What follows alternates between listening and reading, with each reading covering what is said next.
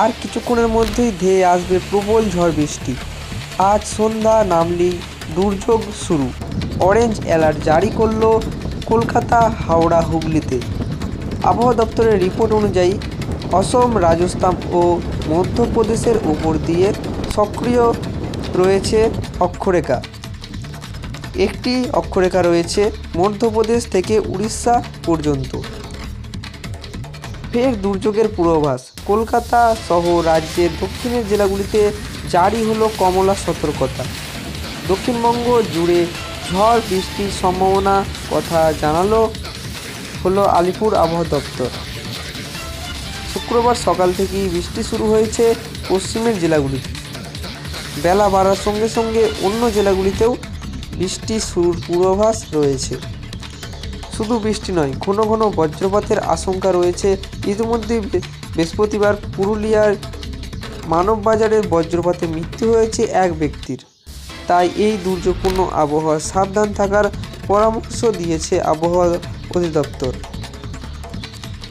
আগামী রবিবার পর্যন্ত রাজ্যে জুড়ে সতর্কতা জারি করা হয়েছে। শুধু দক্ষিণে নয়, পূর্বাভাস অনুযায়ী ঝড় বৃষ্টি শুরু হয়েছে উত্তরবঙ্গে। তো বন্ধুরা, উত্তরবঙ্গ দক্ষিণবঙ্গ জুড়ে ঝড় বৃষ্টির খেলা কিন্তু শুরু হয়ে গেছে। বজ্রবিদ্যুৎ সহ বৃষ্টির পাশাপাশি শিলাবৃষ্টির সম্ভাবনা আছে। সঙ্গে দমকা হাওয়া, ঝোড়ো হাওয়া তথা কালবৈশাখীর পূর্বাভাসও রয়েছে দক্ষিণবঙ্গের জেলাগুলিতে। আবহাওয়া দপ্তরের রিপোর্ট অনুযায়ী অসম, রাজস্থান ও মধ্যপ্রদেশে রয়েছে সক্রিয় ঘূর্ণাবর্ত। জোড়া অক্ষরেখার দাপট।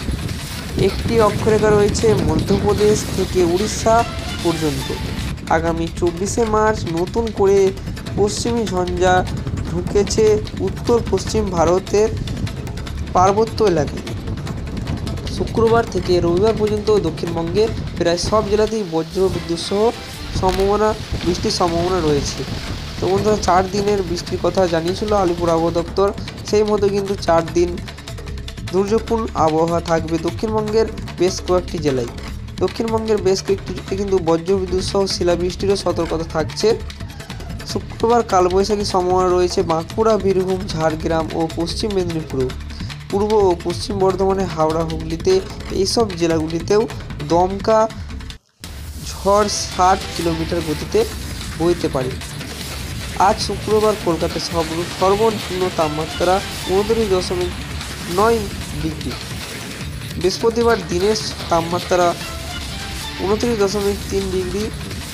বৃহস্পতিবার সর্বোচ্চ তাপমাত্রা ছিল 32 ডিগ্রি। বাতাসে জলীয় বাষ্পের পরিমাণ বা আপেক্ষিক আর্দ্রতা 40 থেকে 95% মধ্যে ছিল। তো বন্ধুরা, এই ছিল আজকের আবহাওয়ার গুরুত্বপূর্ণ আপডেট। আর কিছুক্ষণের মধ্যেই বৃষ্টি শুরু হতে চলেছে দক্ষিণবঙ্গের জেলাগুলিতে।